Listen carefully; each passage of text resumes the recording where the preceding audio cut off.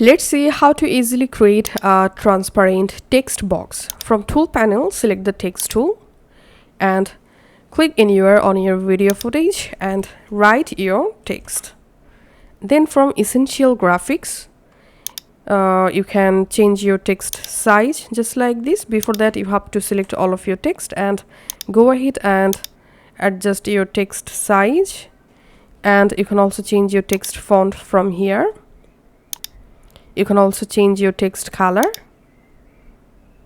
and then to add a transparent text box, click on this new layer icon and here select rectangle, and we can see a rectangle added.